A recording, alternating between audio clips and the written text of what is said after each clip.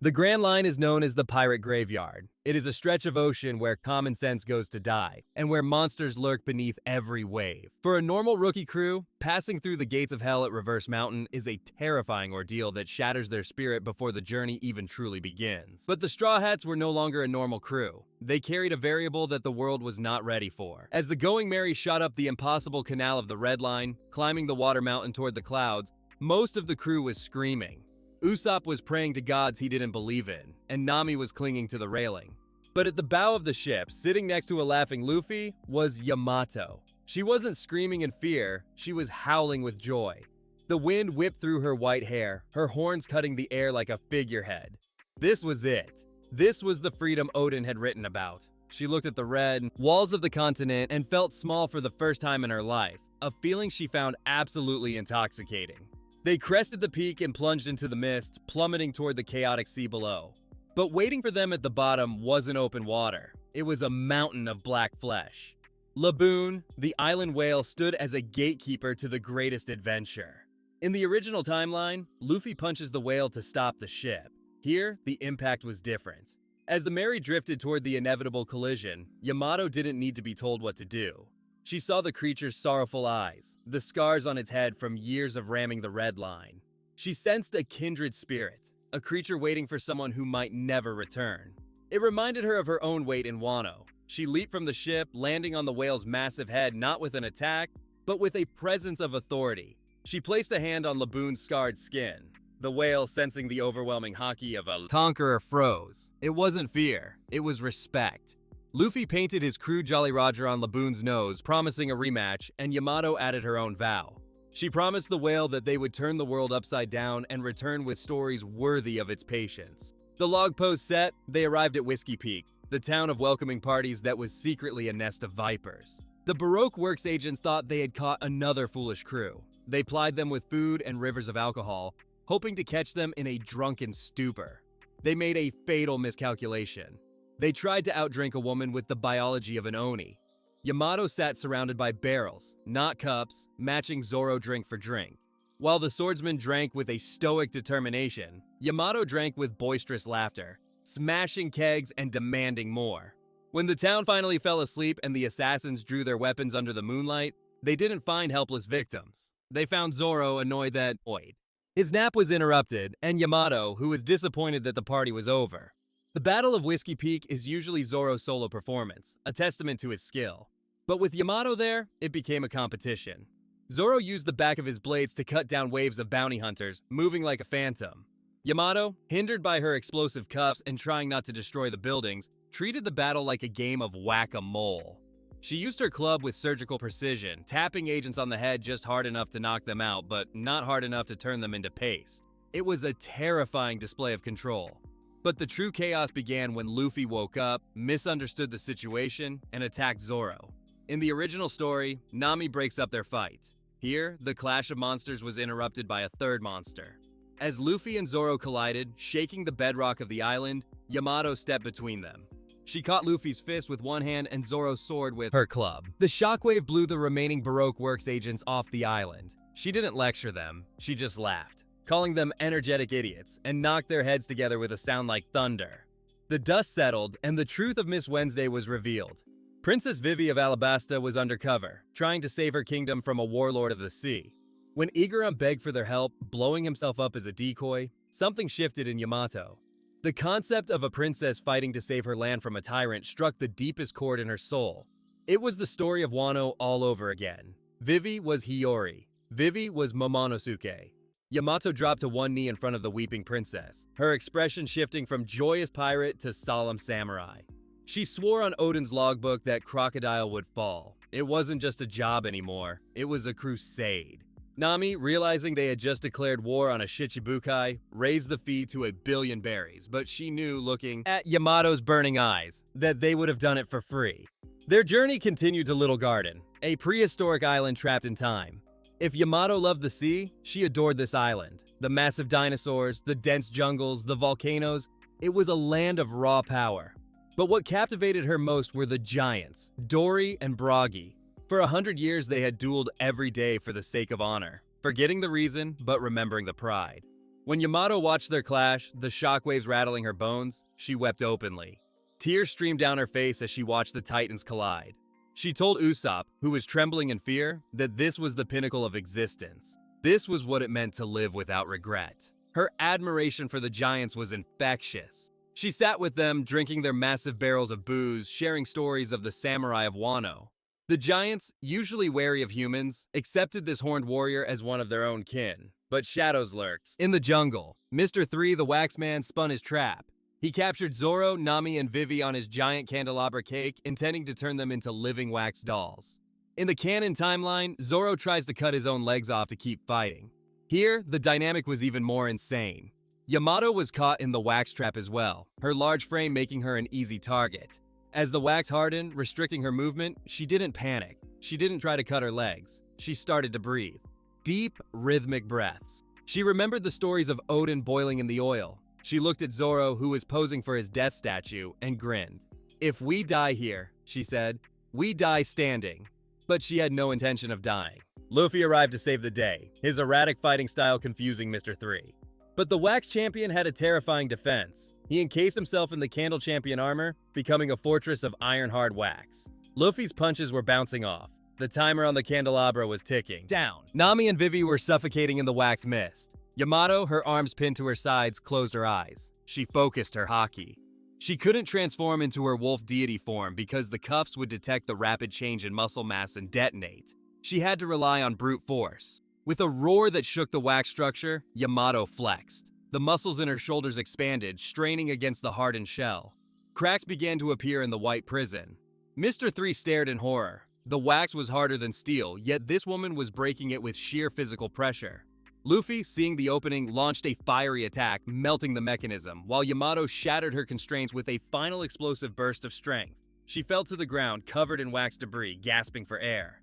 But she didn't rest. She saw Mr. 3 trying to flee into the jungle. She picked up a boulder the size of a small house and hurled it with the accuracy of a sniper. It didn't hit him, but it landed right in front of him, blocking his path. The Baroque Works officer turned around to see a furious Oni and a rubber man cracking their knuckles. The beatdown that followed was cathartic. They didn't just defeat Mr. 3, they traumatized him. As they sailed away from Little Garden, leaving the giants behind, the crew felt invincible. They had conquered monsters, weather, and assassins. But the Grand Line has a way of humbling even the strongest warriors. Nami collapsed. The navigator, the heart of the ship's direction, was burning up with a deadly fever. Yamato, who was impervious to most illnesses due to her lineage, felt a helplessness she hated. She could punch a mountain, but she couldn't punch a virus. She carried Nami to her bed, sitting by her side, changing wet towels with clumsy, gentle hands. She realized that on the sea, strength isn't just about combat. Without Nami, they were lost. The search for a doctor became their only priority. The snow-covered mountains of Drum Island appeared on the horizon, bringing with them a new friend and a tragic history that would once again test Yamato's resolve to save a kingdom from a heartless king. The Going Merry cut through the biting cold of the winter sea, a stark contrast to the prehistoric heat of Little Garden. The ship was quiet. Nami lay in her bed, her face flushed with a deadly fever, her breathing shallow. The navigator, the one who tamed the storms, was being drowned by a microscopic enemy. Yamato sat by the door, her club resting against the wall. She hated this. She hated the silence. In Wano, problems were solved with haki and steel. But here, her immense strength was useless. She couldn't smash a virus. She looked at Luffy, who was staring at the map with uncharacteristic seriousness, and realized that for all their power, they were terrifyingly fragile. They needed a doctor, not a warrior. When the snowy silhouette of Drum Island appeared, it wasn't a beacon of hope, it was a fortress of hostility. Men with guns lined the shore, led by a man named Dalton who had the eyes of a soldier tired of war. They told the pirates to leave. In the original timeline, Vivi bowed her head, teaching Luffy that a leader must sometimes lower himself to save his crew. Here, Yamato watched Luffy bow his head into the snow, begging for help not as a captain, but as a desperate friend. It was a lesson in humility that hit Yamato harder than a Thunder Bagua. She, who called herself Odin, the chaotic samurai, saw true nobility in that act. She knelt beside Luffy, pressing her forehead to the frozen ground.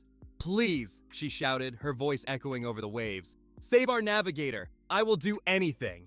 Dalton was stunned. A giant horned woman and a rubber boy begging for the life of a friend. He let them in, but the only doctor was a witch who lived at the top of the Drum Rockies. Massive vertical pillars of rock that pierced the clouds. There was no elevator, no path, just a vertical climb in a blizzard. Luffy strapped Nami to his back.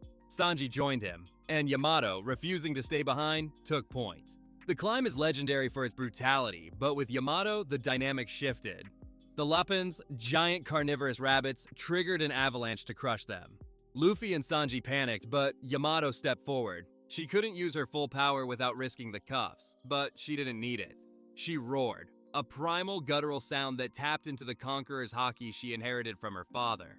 The laboons froze. The alpha rabbit looked at this woman and saw a predator far apex to anything on the island. They didn't attack, they bowed.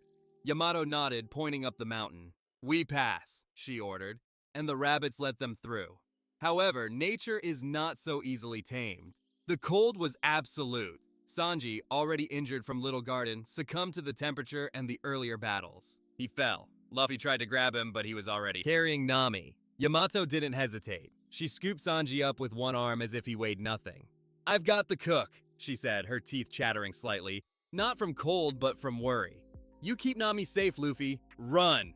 They sprinted up the vertical face of the mountain, Yamato digging her fingers into the stone to create handholds for Luffy. It was a race against death. When they finally reached the castle at the peak, Yamato collapsed not from exhaustion, but from relief. They had made it. They woke up in the care of Dr. Kureha and a strange small creature with a blue nose. Tony Chopper. To most, he was a monster. To Yamato, he was the coolest thing she had ever seen. A talking reindeer who could transform? She chased him around the castle, not to hunt him, but to hug him. "You're a Zoan," she laughed, showing him her cuffs. "I'm like you, well, sort of. I'm a dog fruit model. It's a secret." Chopper, terrified but curious, had never been looked at with such admiration. Usually humans called him a freak. Yamato called him a miracle. She sat with him, listening to the tragic story of Dr. Hiriluk. When Chopper cried about the cherry blossoms, Yamato cried with him. She told him about the cherry blossoms of Wano, about how they symbolize the fleeting beauty of a samurai's life. "A monster," she scoffed, patting his hat. "Chopper, in my book, being different just means you're strong enough to be yourself. But peace is short-lived." Wapol, the former tyrant king, returned to reclaim his castle. He brought his army, expecting to crush a few sick pirates and an old witch. He found a nightmare. Wapol's power, the munch fruit, allowed him to eat anything and turn into a weapon. He laughed, threatening to eat the flag of Dr. Hiriluk that flew atop the castle. That flag represented Chopper's soul. Luffy was furious, but Yamato was apoplectic. To her, a flag was a symbol of conviction. To insult it was a death sentence. Wapol opened his massive mouth to fire a cannonball at the flag. Yamato didn't wait for Luffy. She moved. She appeared in front of the cannonball, batting it away with her forearm. She stared down at Wapol, her eyes glowing red. Wapol, arrogant and stupid, taunted her. "Who are you? Another weakling?" She grabbed Wapol by his tin jaw. "Weak?" she whispered, her voice trembling with rage. "You abandoned your country to save your own skin. You are not a king. You are prey." She threw him. She didn't just throw him across the room, she threw him off the mountain. Wapol screamed as he plummeted thousands of meters down. Luffy looked at Yamato, blinked, and then laughed. "Well," he said, "that saves time." They recruited Chopper not just as a doctor, but as a nakama. Yamato carried him on her shoulders as they descended the mountain, the pink snow of Hiriluk's dust blooming in the sky. It was a perfect ending, but the log pose was set. The Desert Kingdom awaited. Alabasta was calling, and with it, a reunion that Yamato had been dreaming of for years. The arrival in Alabasta was hot, dry, and tense. The crew docked in Nanohana, hiding the Mary. They needed supplies and information on Crocodile. Luffy naturally ran off looking for food. Yamato followed him, ostensibly to keep him out of trouble, but mostly because she was hungry too. They wandered into a spice shop, then a clothing store, getting distracted by the desert culture. But as they walked past a bar, Yamato froze. She smelled it. Fire. Not the smoke of a burning building, but the familiar warm scent of a specific flame. She grabbed Luffy's shoulder. "Luffy," she said, her voice unusually quiet. "He's here." Luffy, confused, followed her gaze into the bar. A man sat at the counter, shirtless, with a tattoo on his back that shook the world. Whitebeard's mark, and on his arm, ASCE with the S crossed out. He was asleep face first in a plate of spaghetti. "Ace!" Luffy shouted, launching himself at his brother. Ace woke up instantly, wiping tomato sauce from his face, grinning as his little brother slammed into him. "Luffy, you've grown!" They laughed, ignoring the confused patrons. But then Ace looked up. He saw the shadow standing in the doorway. A tall woman with white hair fading to teal, wearing a red hakama and heavy explosive cuffs. Ace's fork dropped. His eyes went wide. The last time he saw her, they were enemies in Onigashima, smashing a dragon statue and drinking sake under the moon. He had promised to come back for her. He had promised to show her the world, but he never thought she would break out on her own. "Yamato?" Ace whispered, standing up slowly. Yamato didn't smile. She walked up to the 2nd Division commander of the Whitebeard Pirates. The air crackled with tension. Was she angry he didn't come back sooner? Was she mad he joined Whitebeard? She stopped inches from his face. Ace braced himself for a punch. Instead, Yamato headbutted him. A friendly, thundering headbutt that knocked both of them back. "You idiot!" she yelled, tears welling up in her eyes. "You said you'd come back! I got tired of waiting, so I came to you!" Ace rubbed his forehead, laughing. A genuine, hearty laugh. "I should have known. You're too stubborn to stay in chains." He hugged her, a reunion of two souls who hated their fathers but loved the sea. Luffy watched, confused but happy. "You guys know each other?" "Know him?" Yamato grinned, wrapping an arm around Ace's neck. "We wrecked half of my dad's castle together. He's my first friend." But the reunion was cut short. Captain Smoker had followed them from Logtown. The Marine burst into the bar, weapon ready. Straw Hat, Fire Fist, and the Ogre Princess. The trio looked at Smoker, then at each other. "Run?" asked Luffy. "Run," agreed Ace. "Definitely run," nodded Yamato. They burst out of the bar, leading the Marines on a chaotic chase through the desert streets. Ace showcased his Mera Mera no Mi power, creating a wall of fire to block the Marines. Yamato watched the flames with nostalgia. "You've gotten stronger, Ace," she noted. "Whitebeard treats you well?" "He's the father I never had," Ace said, his expression softening. He looked at Yamato's cuffs. "And you? You found a captain worth following?" Yamato looked at Luffy, who was currently fighting a camel over a piece of meat. She smiled. "He's going to be the Pirate King, Ace. I'm sure of it. And I'm going to be the one who writes his story." Ace tipped his hat. "Then I guess I don't have to worry. Take care of him, Yamato. He's a handful." "He's a rubber ball," Yamato corrected. "But he bounces back." Ace departed, leaving them a Vivre card, a piece of paper that showed his life force. He had a hunt to finish, a traitor named Blackbeard. Yamato watched him go, a sinking feeling in her gut that she couldn't explain. She wanted to go with him. She wanted to help him hunt this Blackbeard. But she was a Straw Hat now. Her duty was to Vivi. Her war was here, in the sand. The journey across the desert was brutal. The heat was relentless. But Yamato, carrying the heavy supplies, kept morale high. She told stories of the samurai. She trained with Zoro in the downtime, and she carried Chopper when the little reindeer couldn't handle the heat. But as they reached the casino city of Rain Base, the lair of Crocodile, the tone shifted. They weren't just fighting a pirate, they were fighting a national conspiracy.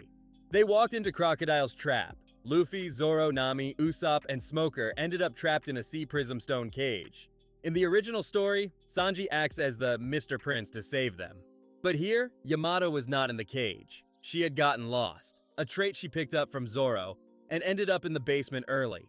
She found the Banana Wani, giant crocodiles that were supposed to be the executioners. When Crocodile dropped the crew into the pit to be eaten, he expected screams. Instead, he heard a loud thud. The floor of the VIP room exploded upwards. A massive crocodile flew through the air, unconscious, crashing into Crocodile's table. Yamato climbed out of the hole, dusting off her hands. She looked at the Shichibukai, her presence filling the room. Crocodile, cool and composed, narrowed his eyes. He had heard rumors of a horned monster in the crew, but seeing her was different. "You must be the wild dog from the east," Crocodile sneered, lighting a cigar. "You think brute strength works in my desert?" Yamato looked at the cage where her friends were trapped. She looked at Vivi, who was crying. She looked at Crocodile. "I don't know about deserts," Yamato said, gripping her club, Takeru.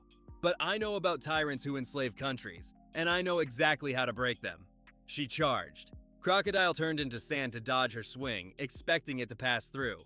But Yamato wasn't Smoker. She wasn't a rookie. She knew hockey. Her club, coated in invisible armor, slammed into Crocodile's sand shoulder. He grunted, solidifying instantly, pain shooting through his arm. He was shocked. "Hockey? You thought you were untouchable?" Yamato growled, preparing a second swing. In the new world, sand is just dirt waiting to be stepped on. The battle for Alabasta had begun, and the warlord of the sea just realized he wasn't the apex predator in the room anymore.